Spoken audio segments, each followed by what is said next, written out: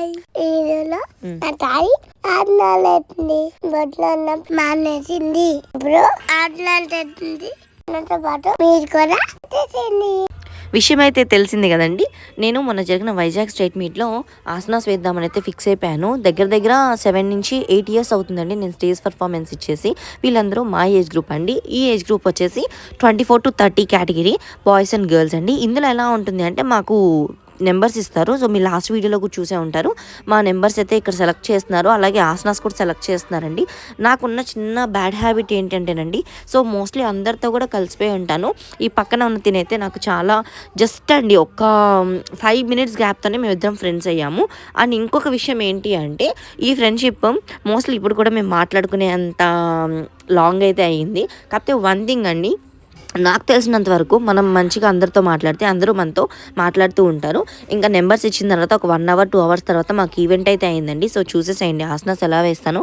So దయచేసి ఎవరు కూడా ఎటువంటి కామెంట్స్ చేయొద్దండి. ఎందుకు అంటే నేను ఒకటి మ్యారేజ్ అయిన తర్వాత స్టేజ్ పర్ఫార్మెన్సెస్ మానేశాను. And second one Yogi delivery అయినప్పుడు నాకు చాలా క్రిటికల్ అయ్యింది. ఆ సిచ్యువేషన్లో కూడా నాకు సిజరీన్ అయినప్పుడు బ్యాక్కి ఎనస్థీషియా ఇచ్చారు.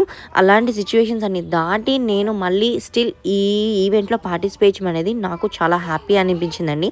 నేను ఎలా చేశాను అనేది పక్కన పెడితే నా ప్రీవియస్ ఆసనాస్ పోస్చర్స్కి ఇప్పుడు పోస్చర్స్కి దగ్గర కంపారిజన్ చేసుకుంటే నేను చేసింది ఒక 5% అనండి.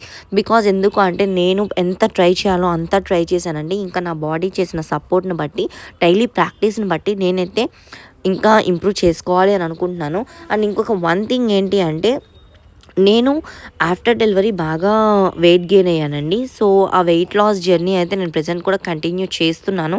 కాకపోతే ఇంకొక విషయం ఏంటి అంటేనండి, మనం డెలివరీ అయిన తర్వాత వెయిట్ లాస్ అవ్వటం అంటే లాస్ అవుతాం కానీ స్టామినా అయితే ఉండదండి. ఆ స్టామినాని గెయిన్ చేసుకోవడానికి మెంటలీ అండ్ ఫిజికల్లీ మనం చాలా స్ట్రాంగ్ అవ్వాలండి. సో నేను ఈ మాత్రం కూడా స్టేజ్ పర్ఫార్మెన్స్ ఇస్తానని ఎక్స్పెక్ట్ చేయలేదండి. కానీ ప్రాక్టీస్ వల్ల సో చేయగలిగాను. ఇంతకన్నా బాగా చేసి నెక్స్ట్ వీడియోస్ మీకు డెఫినెట్గా అప్లోడ్ చేస్తానండి. నేనైతే వన్ థింగ్ ఒకటే అనుకున్నాను, నా previous asanas previous body posture నాకు రావాలి అని. సో చూద్దాం.